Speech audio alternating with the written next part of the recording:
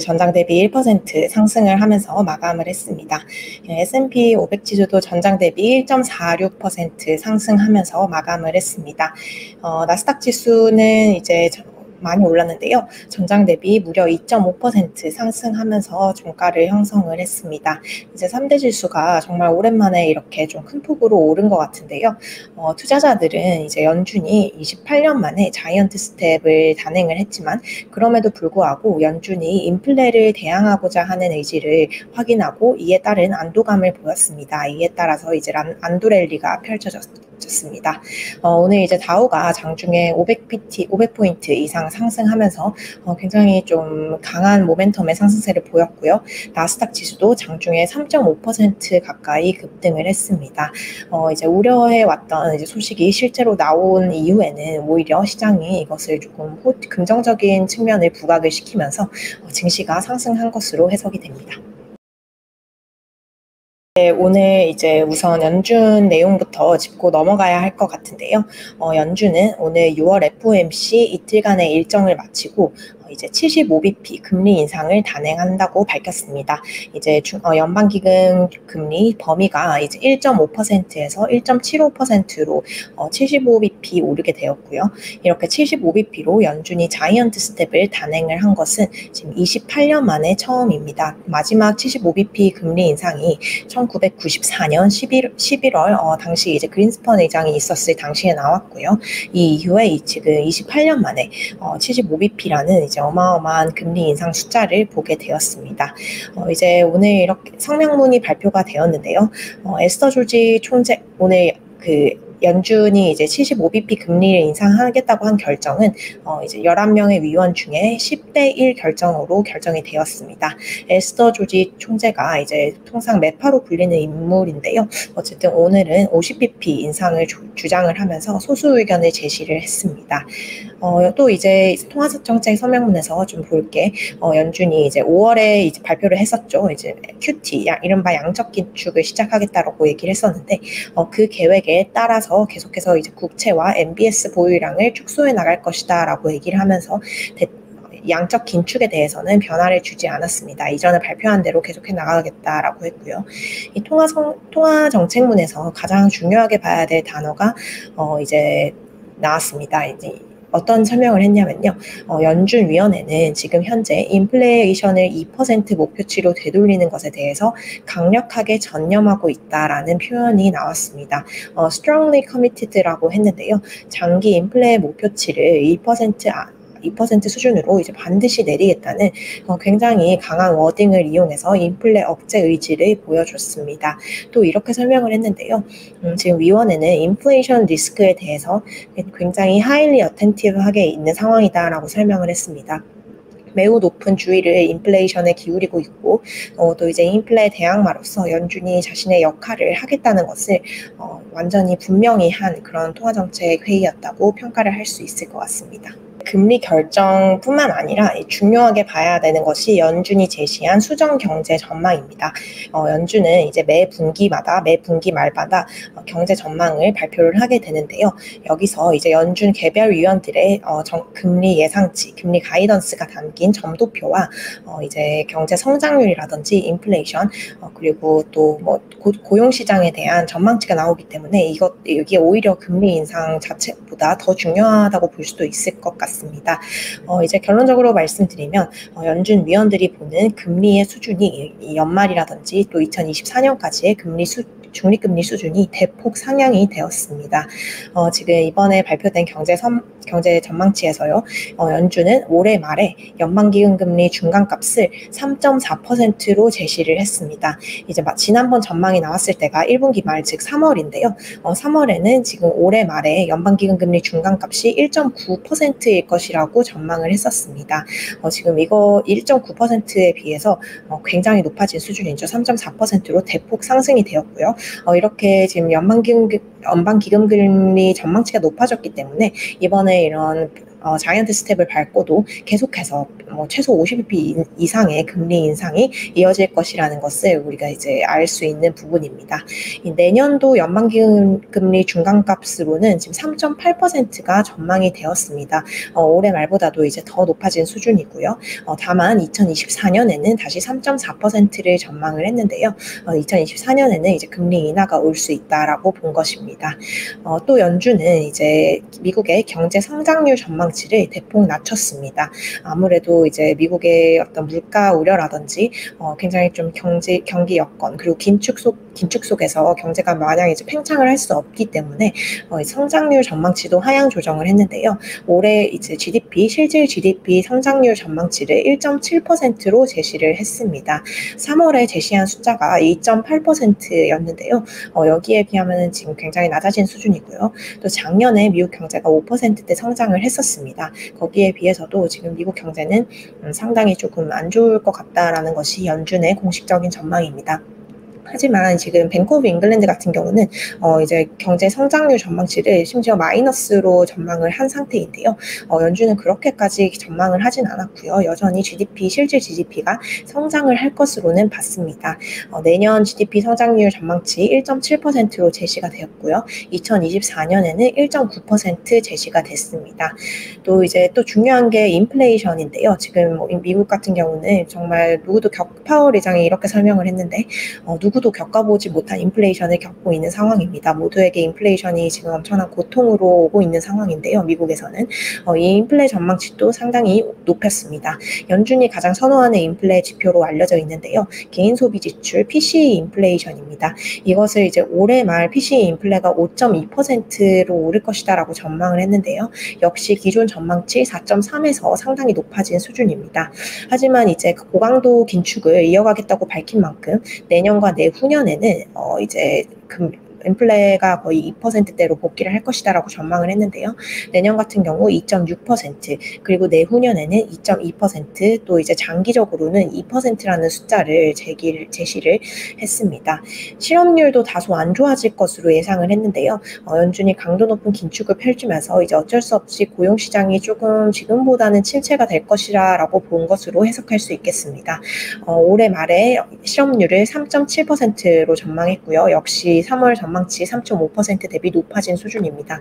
내년 실업률은 3.9%, 그리고 내후년에는 4.1%를 제시를 했습니다.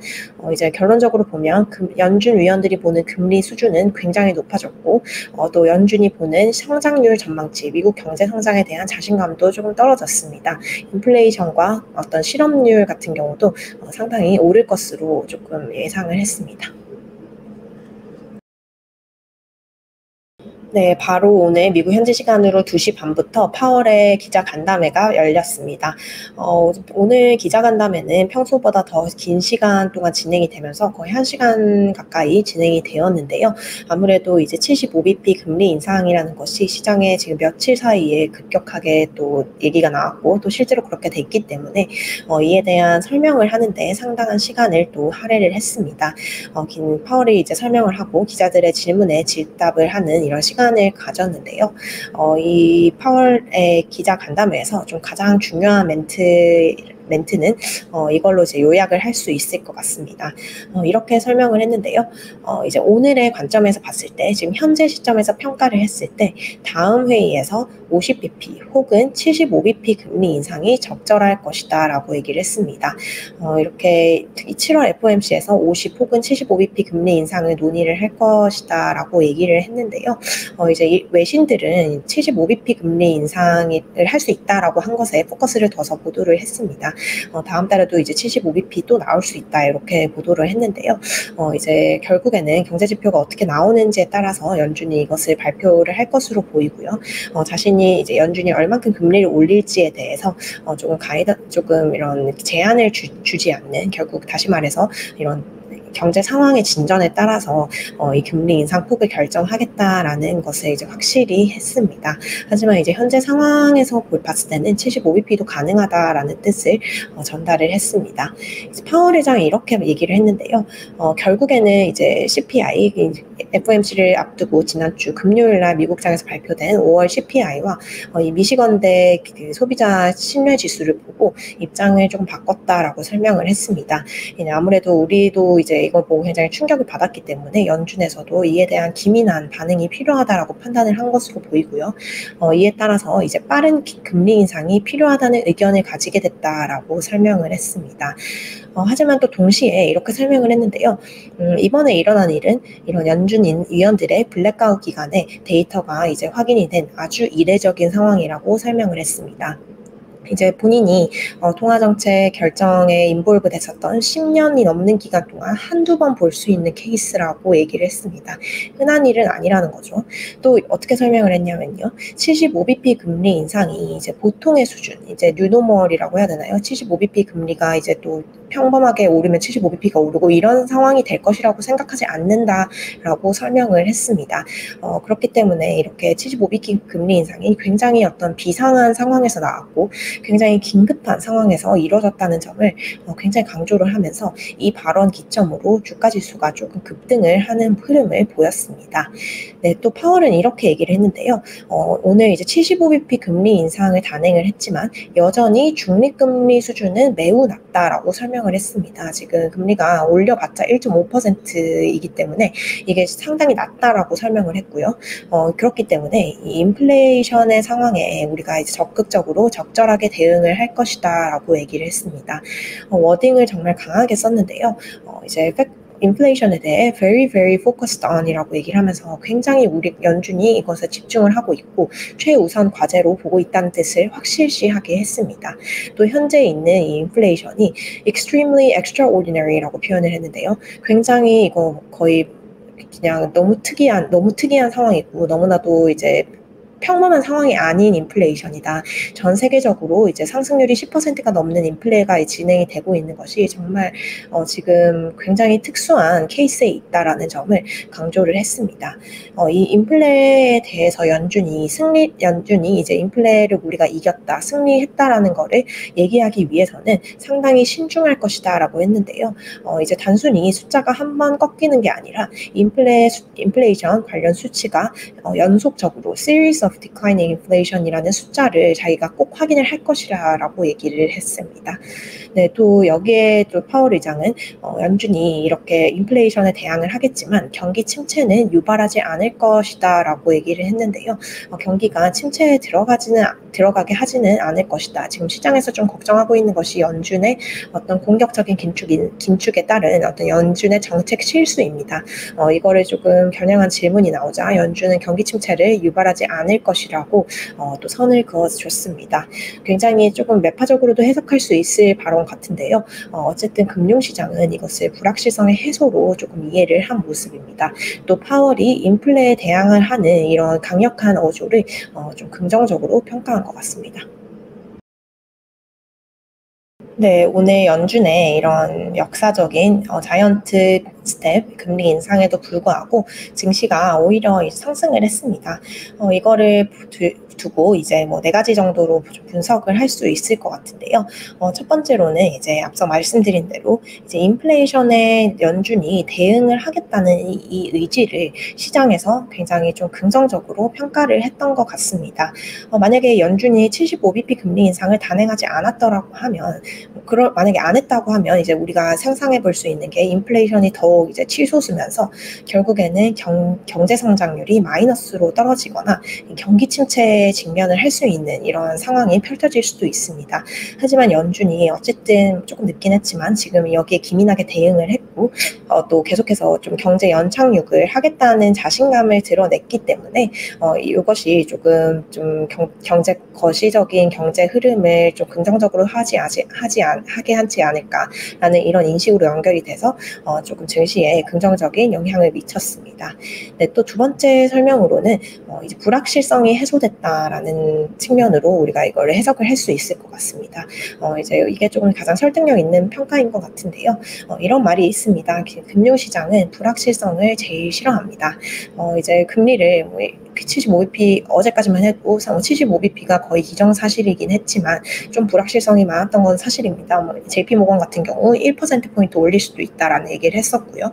또 만약에 75bp 올리지 않았을 경우 이제 채권 금리는 75bp 금리 인상 이미 반영해서 다 올라왔는데 이게 만약에 이렇게 되지 않으면 오히려 또 좀 시장에 충격이 갈 수 있는 그런 상황이었습니다.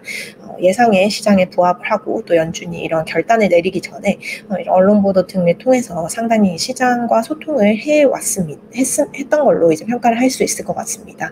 사실 FOMC 결과 나오기 전에 CME 페드워치에 따르면 연준이 75bp 금리 인상을 하는 것을 99%가 예상을 하고 있었습니다. 그렇기 때문에 이제 불확실성의 해소 측면으로 조금 볼 수 있을 것 같고요.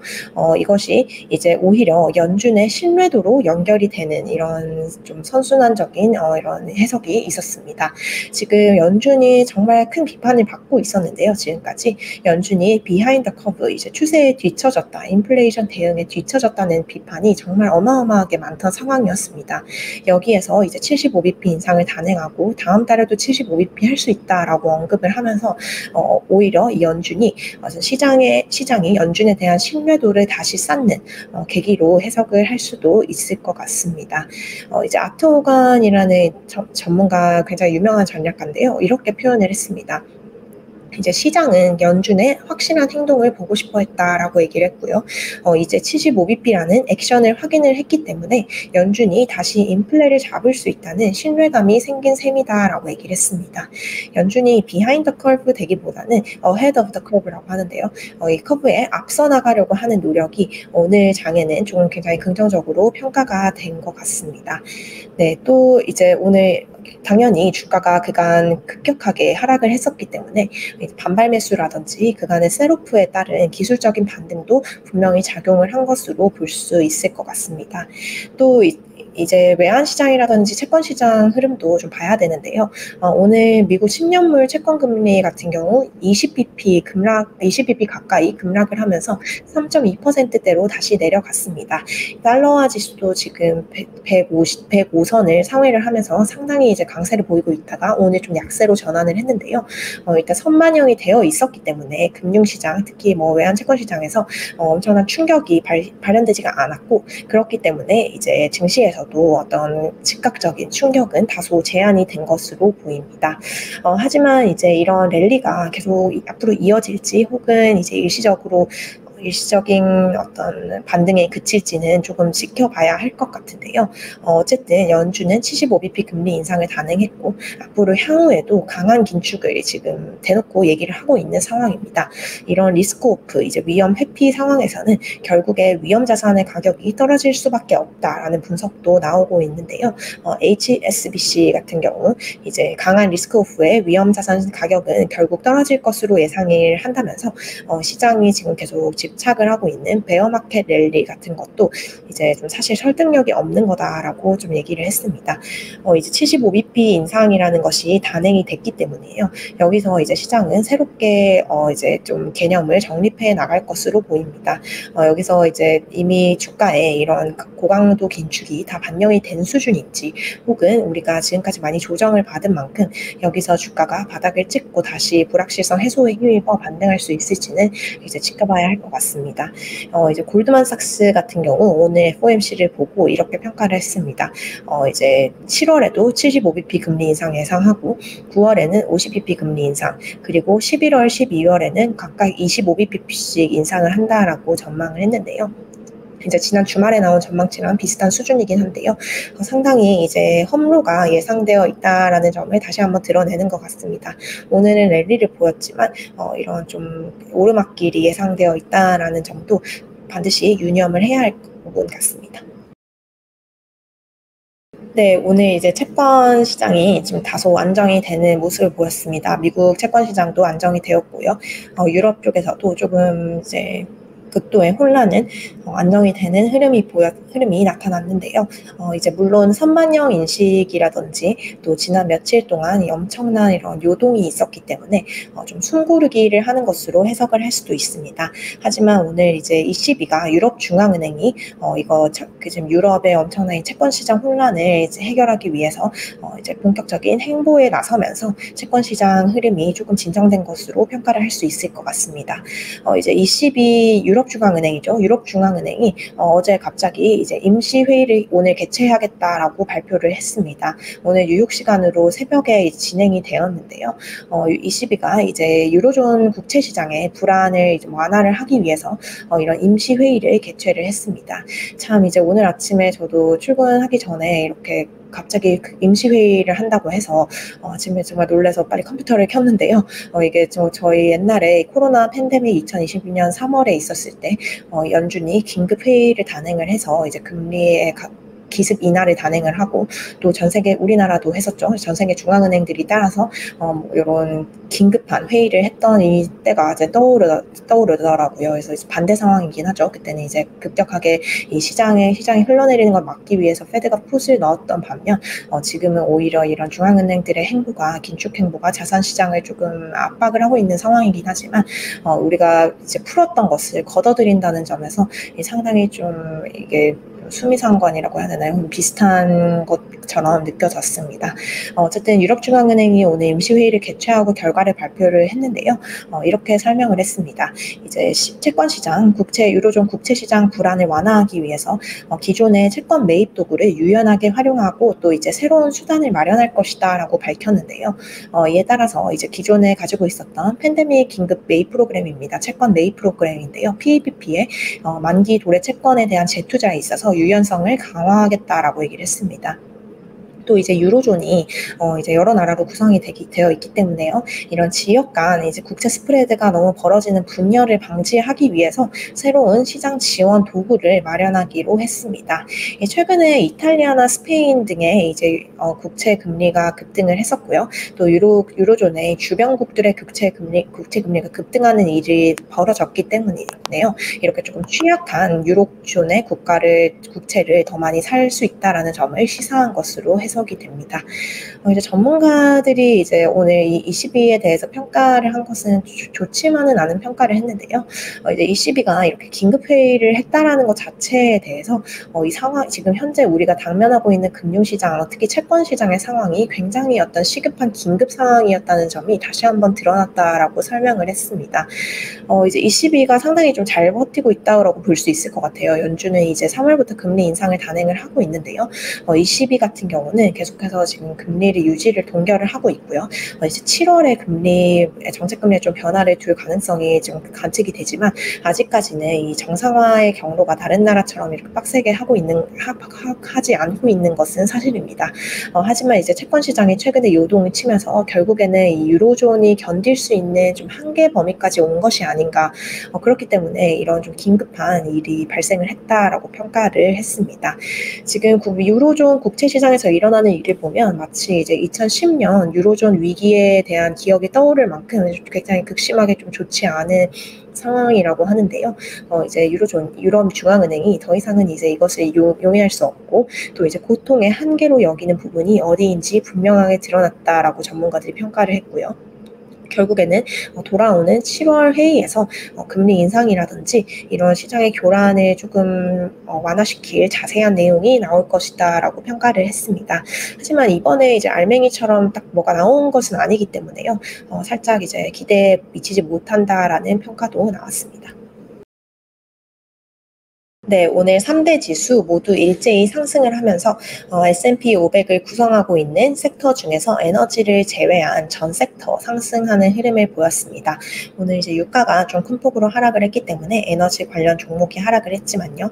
이외에 모든 섹터가 고루 이제 상승을 하는 모습을 보였습니다.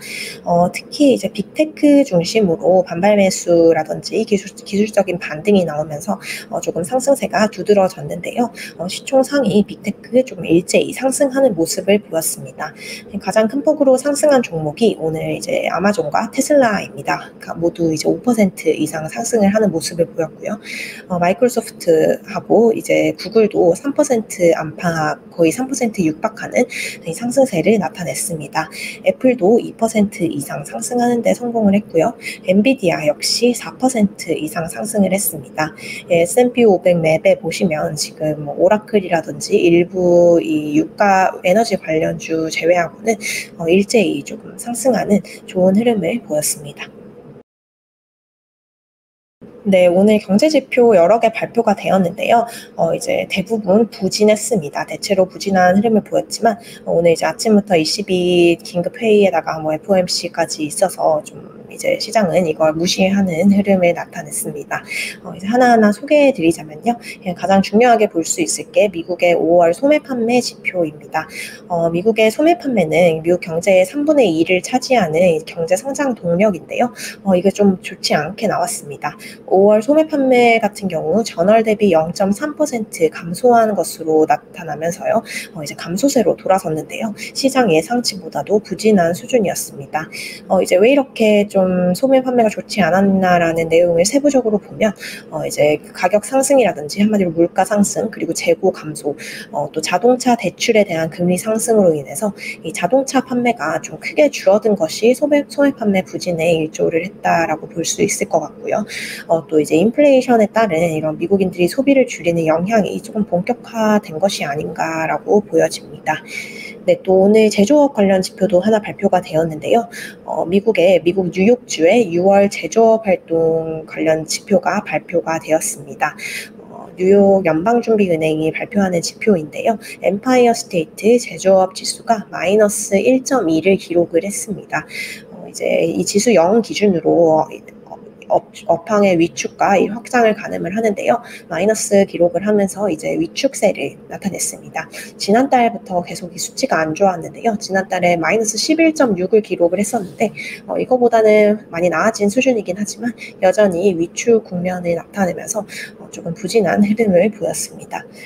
네, 또 오늘 부동산 관련해서도 이제 지표 하나 나왔는데요.